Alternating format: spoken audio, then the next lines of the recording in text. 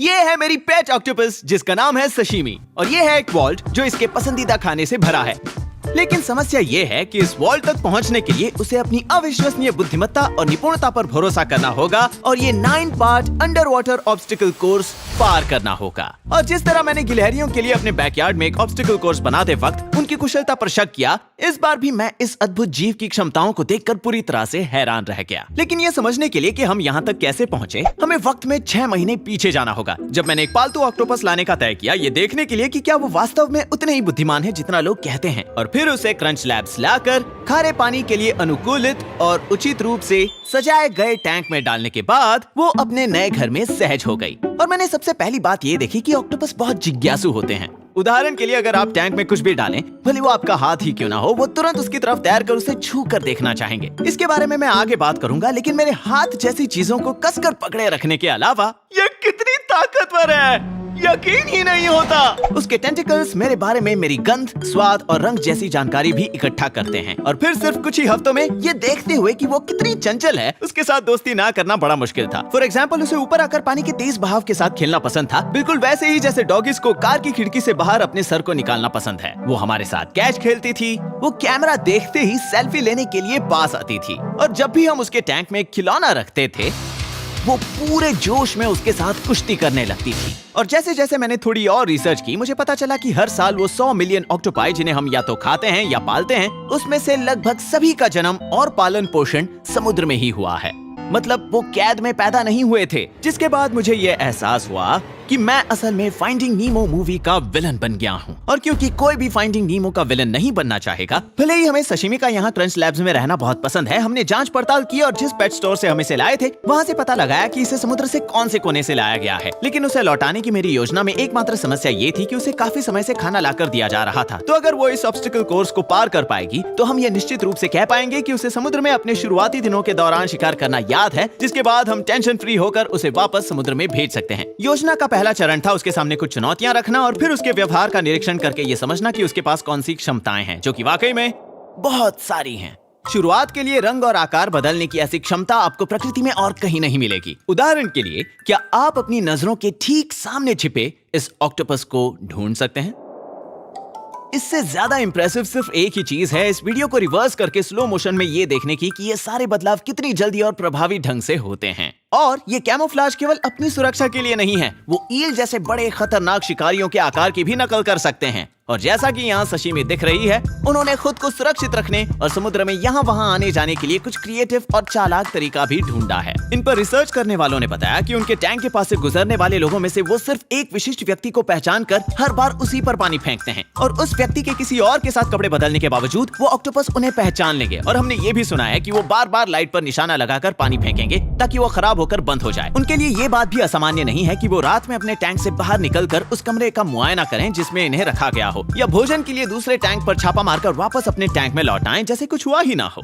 और 1-2 महीनों तक उसे देखते रहने के बाद जब हम एक दूसरे को समझने लगे थे, हमारे पास प्लान को दूसरे चरण तक ले जाने की सारी जानकारी तैयार थी। तो अपने दिमाग के घोड़े दौड़ाने, कैड, 3D प्रिंटिंग और लेजर कटिंग के बाद हम आखिरकार यहाँ पहुँचे। और इस पड़ाव वाले ऑब्स्टिकल कोर्स के अंत में है ये गोल्डन वॉल्ट। अगर वो ये समझ जाए कि तिजोरी का दरवाजा कैसे खोलना है, तो उसे इस तिजोरी में रखा उसका पसंदीदा खाना इनाम के तौर पर मिलेगा। और हम जानते हैं कि उसे श्रिम्प्स बहुत पसंद हैं, क्योंकि हमने एक हफ्ते तक उसके टैंक के अंदर एक सी फूड बफे लगाया था जिसमें 4 अलग अलग ऑप्शंस रखे थे। और उन चारों बार जब हमने ये प्रयोग दोहराया, इन श्रिम्प्स की खुशबू उसे हर बार अपनी तरफ सबसे ज्यादा आकर्षित करती। लेकिन इस स्वादिष्ट इनाम को पाने के लिए उसे थोड़ी मशक्कत करनी होगी, और इसमें उसके सामने सबसे पहली चुनौती आएगी दी ओवर अंडर। अगर वो इस बाधा को पार करने के लिए नीचे से खोद कर निकलती है, तो फिर उसे इस बाधा को पार करने के लिए इन बॉल्स के बीच से गुजरकर ऊपर से निकलना होगा। अगर वो ऐसा कर पाई तो उसे इस हरे पोर्टल से गुजरना होगा, जिसके बाद उसका आमना सामना होगा इस 4 पैनल्स वाले घूमते हुए दरवाजे से। और अगर वो घूमते हुए दरवाजे कैसे काम करते हैं ये समझकर अगले हरे पोर्टल तक पहुंच जाए,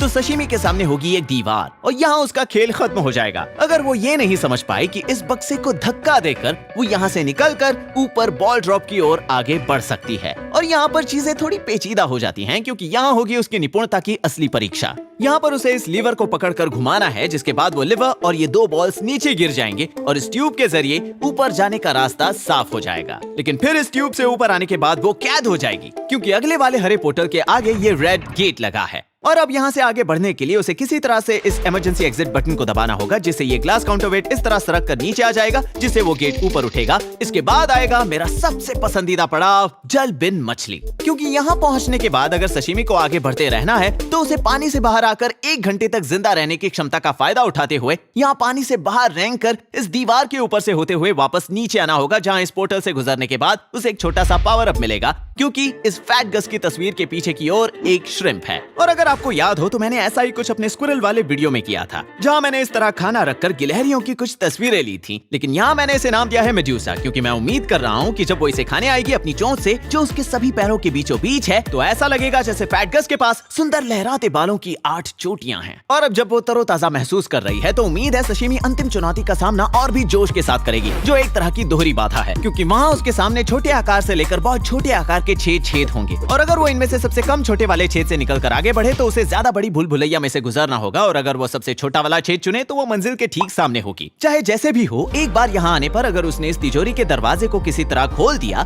तो वो न सिर्फ सी फूड का एक बफे जीतेगी, बल्कि इससे ये भी साबित हो जाएगा कि वो अब भी तेज और फुर्तीली है और समुद्र में वापस लौटने के लिए तैयार है, जहाँ वो पली बढ़ी थी। तो अब जब सब तैयार था, मुझे बस एक ही काम करना था, इस बॉल वॉल्व को खोलना। और जैसे ही ताजा श्रिम्प्स की खुशबू उसके टैंक तक पहुंची, वो 8 पैरों वाले किसी ग्लैडिएटर की तरह ट्यूब से नीचे अपने खारे पानी वाले कॉलोसियम की ओर तैर कर आई। अब जब तक वो अपने इस 40 सेकंड लंबे सफर को पूरा करती है, मैं आपको ये कहना चाहता हूँ कि अगर आपको क्रिसमस की सुबह ऐसा रिएक्शन देखना है, या ऐसा, या फिर ऐसा, देखो, तो आपको चाहिए होगा क्रंच लैब्स का बिल्ड बॉक्स सब्सक्रिप्शन, क्योंकि बिल्ड बॉक्स के साथ आपको हर महीने न केवल एक सुपर मजेदार खिलौना मिलता है, बल्कि इसको बिल्ड करते वक्त मैं भी आपके साथ रहूंगा और उसके काम करने के पीछे का फिजिक्स भी समझाऊंगा। मैं और आप साथ मिलकर इसका निर्माण करेंगे, सीखेंगे और सफल होंगे, ताकि हमें इसके प्रिंसिपल्स अच्छी तरह से समझ जाए। बात बन गई। तो अगर आप एक बच्चे हो और अपनी क्रिसमस लिस्ट में सबसे ऊपर रखने के लिए कुछ ढूंढ रहे हो, या आप इसे किसी और को देकर उनके हीरो बनना चाह रहे हो, तो डिस्क्रिप्शन में दिए गए लिंक पर क्लिक कीजिए या जाइए crunchlabs.com पर, जहां हम इस छुट्टियों के त्योहार पर 2 बॉक्सेस फ्री दे रहे हैं। अब चलते हैं वापस सशिमी के पास। मुख्य टैंक में प्रवेश करने और भूल भुलैया की सीमाओं का मुआयना करने के बाद वो अंदर तो काफी जल्दी आ गई, लेकिन फिर अचानक से ठंडी पड़ गई, मानो उसे पता ही ना हो कि उसे आगे क्या करना है। लेकिन क्योंकि आप ज्यादा लंबे समय तक कच्चे ताजा श्रिम्प्स की सुगंधित गंध को नजरअंदाज नहीं कर सकते, अंततः वो उत्सुक हो गई और उसने अपनी खोजबीन शुरू कर दी। और हमने सबसे पहले ये देखा कि जब भी वो किसी नए वातावरण में होती है तो वो बीच में स्वतंत्र रूप से तैरने के बजाय वो अपनी बाहों के जरिए आसपास की चीजों को छूकर उनके बारे में जानकारी इकट्ठा करती है, और जल्द ही उसे ये चीज समझ आने लगी। और मैं मानता हूँ कि ये पहली चुनौती बहुत आसान थी, क्योंकि मैं सशिमी को उसके टैंक में खेलते देख इतना तो समझ ही गया था कि वो रेत को खोदने और खुद को उसके अंदर गाड़ने में काफी अच्छी थी, जहाँ वो चट्टानों को हटाने के लिए अपनी साइफन ट्यूब के वाटर प्रोपल्शन का इस्तेमाल करती है। ये तैरती हुई गेंदें मानो उसके लिए कोई चुनौती थी ही नहीं, और इसे पार करने के बाद आप देख सकते हैं कि वो महत्वपूर्ण जानकारी इकट्ठा करने के लिए स्काउट्स के रूप में अपनी टेंटिकल्स को कितना आगे तक भेजती हैं, खासकर समुद्र में, जहां वो दरारों के अंदर तक पहुंचने में काम आते हैं, न केवल गंध और स्वाद के लिए बल्कि देखने और स्वतंत्र रूप से सोने के लिए भी, जिसके बारे में हम आगे विस्तार में जानेंगे। तो पहली बाधा तो काफी सरल थी, लेकिन ये घूमने वाला दरवाजा कैसे काम करता है ये समझना थोड़ा ज्यादा मुश्किल होगा। वाव! ओके, तो तुम ये खेल ऐसे खेलना चाहती हो। और ये था वो पहला संकेत जिसे देखकर मुझे एहसास हुआ कि मैंने इसकी क्षमताओं को कम आंका। और मुझे कुछ ऐसा ही लगा था जब गिलहरियों ने मेरे अस्थिरता के पूल के ऊपर से कूदकर उसे मात दी थी। और मुझे समझ जाना चाहिए था कि ऐसा होने वाला है, क्योंकि जैसा कि आप इस वीडियो में एक ऑक्टोपस को जहाज से भागते हुए देख सकते हैं, जब तक एक छेद उनकी चोंच से बड़ा है, जो उनके शरीर का एकमात्र कठोर हिस्सा है, तब तक वो अंततः उसके माध्यम से निकल सकते हैं। इनफैक्ट इस क्लिप को पीछे करने पर आप सशिमी की चोंच या मुंह को यहाँ देख सकते हैं, और ये हिस्सा जो एक बड़ी नाक की तरह दिख रहा है, वो असल में उनका मुख्य शरीर है, जहां उनके सभी महत्वपूर्ण अंग हैं, जैसे उनका मस्तिष्क, पेट, गलफड़े, गुर्दे, इंक की थैली, साइफन और उनके 3 दिल। ऑक्टोपाई के बारे में 2 और कूल फैक्ट्स ये हैं कि उनका खून नीला होता है क्योंकि वो कॉपर बेस्ड है, क्योंकि ये ठंडे कम ऑक्सीजन वाले वातावरण में ज्यादा कुशल होता है, और अगर वो एक अपना टेंटिकल खो दे तो वो इसे पूरी तरह से पुनः विकसित कर सकते हैं। अगला पड़ाव था इस बक्से को धक्का देना। एक बार फिर वो यहाँ तक पहुंची और आगे कोई रास्ता ना दिखाने पर थोड़ी ठंडी सी पड़ गई, लेकिन यहीं पर उनकी स्वाभाविक जिज्ञासा काम आती है, क्योंकि वो अपने टेंटिकल से सतह को न सिर्फ महसूस करती है बल्कि उनके साथ इंटरैक्ट करने के लिए उन्हें लगातार खींचती और धक्का भी देती है। और देखते ही देखते वो ये समझ गई कि इस दीवार का ये लाल हिस्सा किसी चीज से जुड़ा नहीं है, जिसके बाद बॉल ड्रॉप तक पहुंचने का रास्ता खुल गया। और मैं जानता था कि ये इसके लिए मुश्किल होगा, क्योंकि पहले तो यहाँ कोई गैप नहीं है जिसमें से वो निकल सके, और दूसरा कारण ये है कि यहाँ दीवारों को धक्का देने या खींचने से कोई हल नहीं निकलेगा। और काफी समय तक ये जानने के लिए व्यर्थ संघर्ष करने के बाद कि उसे क्या करना चाहिए, अंततः वो निराश होकर रुक गई और वहीं बैठ गई। जिसके बाद ऐसा लग रहा था कि वो अभी अभी एकत्र की गई जानकारी को प्रोसेस कर रही हो। और यही वो पल था जब मुझे यकीन हो गया कि मैं हारने वाला हूँ, क्योंकि मुझ पर फ्लेक्स करते हुए मेरे साथ आंखें मिलाते मिलाते उसने अपना एक हाथ ऊपर उठाया और बार को ट्विस्ट किया, जिससे बॉल्स नीचे गिर गई, जिससे उसे उन्हें हटाकर आगे बढ़ने की अनुमति मिली। और मेरे हिसाब से ये बिल्कुल सही वक्त है आपको ये बताने का कि ऑक्टोपस के बारे में मेरा सबसे पसंदीदा फैक्ट ये है कि वो वास्तव में इस ग्रह पर इंटेलिजेंट एलियन जीव की तरह हैं। और ये रहा मेरे कहने का मतलब। ये जीवन के वृक्ष का एक बहुत ही सिंप्लीफाइड वर्जन है। इस प्रकार के चित्र आपको ये दिखाते हैं कि सभी जीव एक दूसरे से कैसे संबंधित हैं और कौन सा जीव कैसे विकसित हुआ है। हमें ये कैसे पता? सच्चे वैज्ञानिक जासूस बनकर सुरागों की तलाश करके। उदाहरण के लिए कुछ 100 साल पहले वैज्ञानिकों ने देखा कि हम मनुष्यों की गर्दन में 7 वर्टिब्रे होती हैं, लेकिन जिराफ्स में भी ऐसा ही था। लेकिन एक सेकंड रुको, व्हेल्स, चूहे, हाथी, शेर, घोड़े और चमगादड़ों की गर्दन में भी ऐसी ही होती है। तो ये एक संकेत है कि इन सभी के पूर्वज एक ही हैं और उस समूह का नाम है मैमल्स। और सिर्फ गर्दन की हड्डियां ही नहीं, देखिए क्या होता है जब आप इंसान की बाह की हड्डियों की तुलना चमगादड़, मुर्गी, कछुए या डॉल्फिन से करते हैं। विश्वास नहीं होता कि छोटे छोटे लाभकारी उत्परिवर्तन और लाखों पीढ़ियां ऐसा कुछ कर सकती हैं। पिछले 40 वर्षों में जीनोम सीक्वेंसिंग पर हो रहे विकास की वजह से अब हम विभिन्न प्रजातियों के डीएनए की तुलना कर सकते हैं और किताब के पीछे अपने जवाबों को चेक भी कर सकते हैं। इन तकनीकों का उपयोग करके यदि आप ये जानना चाहते हैं कि जीवन के वृक्ष में ऑक्टोपाई से हमारी वंशावली कहाँ टूटी, तो आपको 5 लाख साल पहले एक साधारण प्लेटफॉर्म को देखना होगा। लेकिन अगर आप बारीकी से देखें तो हम जिन्हें बुद्धिमान जानवर मानते हैं वो सभी यहाँ जीवन के पेड़ के इस तरफ मौजूद हैं, जिनमें डॉल्फिन्स, डॉग्स, पिग्स, घोड़े, इंसान और तो और पक्षी, डायनासोर्स और मछलियां भी शामिल हैं। और उनकी बुद्धि और सोचने का तरीका भी सभी एक दूसरे से संबंधित हैं, उन बाहों की हड्डियों की तरह जो मैंने दिखाई थी। लेकिन ऑक्टोपाई ने किसी दूसरे ग्रह से आए एलियन की तरह यहाँ के बाकी जानवरों की तुलना में अपनी बुद्धि स्वतंत्र रूप से विकसित की है। और यही कारण है कि वो हमसे इतनी ज्यादा अलग हैं। उदाहरण के लिए उनके पास बिल्ली से 2 गुना ज्यादा न्यूरॉन्स होते हैं। लेकिन इस तरफ के सभी जानवरों से विपरीत, जिनके न्यूरॉन्स मस्तिष्क में केंद्रित हैं, ऑक्टोपाई के न्यूरॉन्स का केवल 1/3 हिस्सा उनके मस्तिष्क में होता है और बाकी उनकी बाहों में। यानी वो न केवल सूंघ और टेस्ट कर सकते हैं, बल्कि वो अपने टेंटिकल से स्वतंत्र रूप से सोच और कार्य भी कर सकते हैं। मतलब अगर उनका टेंटिकल अलग भी हो जाए तो भी वो लाइट को सेंस करके अपने आप को कैमोफ्लेज कर सकता है। ये ऐसा होगा मानो आप अपनी आंखें बंद करके किसी दीवार को छुए और आपका हाथ अपने आप उस दीवार का रंग ले ले।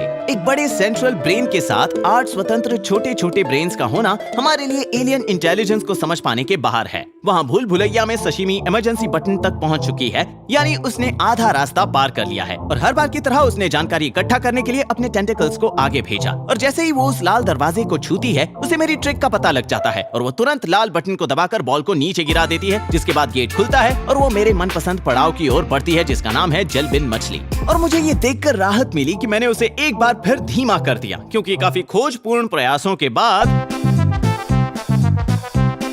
उसे एहसास हुआ कि आगे बढ़ने का एकमात्र रास्ता ऊपर की तरफ से है। तो थोड़ी ट्रेनिंग करने के बाद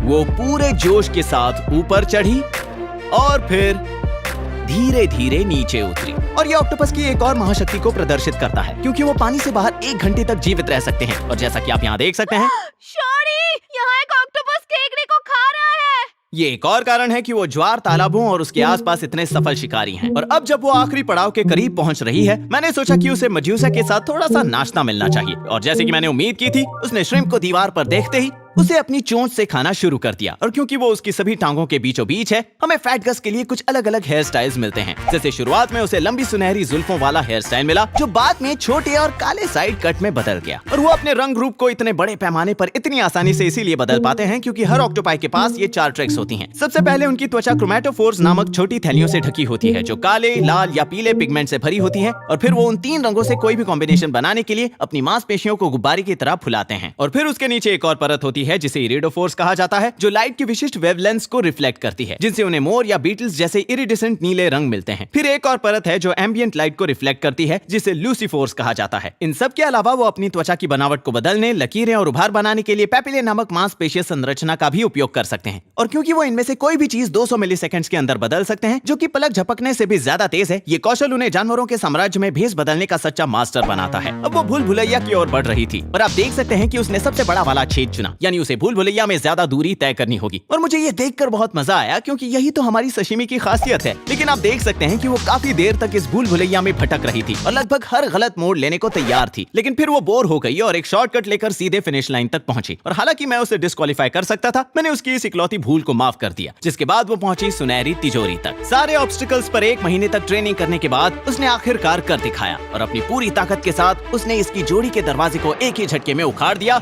और फिर उसने तुरंत श्रिम्प्स के अब तक देखे गए सबसे बड़े भंडार में कड़ी मेहनत से हासिल की गई जीत के मीठे स्वादिष्ट स्वाद का लुत्फ उठाया। और उसे ये लुत्फ उठाने देने के बाद अब समय आ गया था कि मैं अपना वादा पूरा करूं और उसे वो फाइंडिंग नीमो वाली हैप्पी एंडिंग दूं जिसकी वो हकदार है, जिसके लिए मैं उसे 8 घंटे गाड़ी चलाकर वहां ले गया जहां वो पली बढ़ी थी। उसके मेरे बनाए ऑब्स्टिकल कोर्स को याद रखना और उसे हल करने के बाद मुझे यकीन हो गया था कि वो निश्चित रूप से ये पता लगा सकती है कि खुले समुद्र में अपने भोजन के लिए शिकार कैसे किया जाता है। और ये एक दुख भरा क्षण था क्योंकि एक ऑक्टोपस फैक्ट है जिसके बारे में मैंने अब तक नहीं बताया। वो ये कि इनका पूरा जीवन काल लगभग 1.5 वर्ष ही होता है और अपने अंडे देने के बाद अंतिम कार्य के रूप में एक मादा लगातार उनकी निगरानी करती है और उनकी इस हद तक रक्षा करती है कि वो अपना खाना पीना छोड़कर मर जाती है। जिसका मतलब था कि ज्वार के तालाबों में ठीक अपनी माँ की ही तरह जल्द ही सशिमी जीवन के उस बदलते पेड़ को एक और पीढ़ी से आगे बढ़ाएगी और हो सकता है कि वो सुपर इंटेलिजेंट पजल सॉल्विंग संतानों को जन्म दे। अब तक आपको सशिमी के बारे में जो कुछ भी पता है उसे जानते हुए आपको हैरानी नहीं होनी चाहिए कि उसकी खिलौने की पसंद बहुत अच्छी है। लेकिन पिछले 12 सालों से मेरे बनाए YouTube वीडियोस देखने के बाद आपको इस बात से भी हैरानी नहीं होनी चाहिए कि विज्ञान और इंजीनियरिंग के बारे में सीखना बोरिंग नहीं होता। और यही कारण है कि मैंने खिलौने की एक कंपनी बनाई जिसका नाम है क्रंच लैब्स, जहां हमारा लक्ष्य है बच्चों को एक इंजीनियर की तरह सोचना सिखाना, ऐसे खिलौने के जरिए जो हर महीने उनके दरवाजों तक पहुंच जाएंगे, जिसे हम साथ मिलकर बनाएंगे। और हमने ऐसे लाखों बॉक्सेस भेजने के बाद कुछ डेटा जमा किया। 87% बच्चे इसे फन स्केल में 10 में से 8, 9 या 10 रेटिंग देते हैं। लेकिन ये रही एक और गुप्त बात, 4 में से 3 से अधिक पेरेंट्स ने कहा कि इन बॉक्सेस की वजह से उनके बच्चों में स्टेम और इंजीनियरिंग के प्रति एक नया जुनून पैदा हुआ है। मेरे वीडियोस की तरह इसमें मेरा सीक्रेट सॉस है सब्जियों को छुपाना, ताकि हर कोई परिणाम को लेकर एक्साइटेड रहे। और तो और हर महीने आपके बॉक्स में से निकल सकता है एक प्लैटिनम टिकट, और अगर आपको वो मिले तो आपको क्रंच लैब्स आकर मेरी और मेरी टीम के साथ बिल्ड करने का मौका मिलेगा। तो अगर आप मेरे साथ इस 1 महीने लंबे सफर में जुड़ना चाहते हैं और क्रिसमस की सुबह इस तरह का रिएक्शन देखना चाहते हैं, Oh my God! तो जाइए crunchlabs.com पर या डिस्क्रिप्शन में दिए गए लिंक पर क्लिक कीजिए, जहां हम इस छुट्टियों के त्योहार पर 2 बॉक्सेस फ्री दे रहे हैं। Thanks for watching.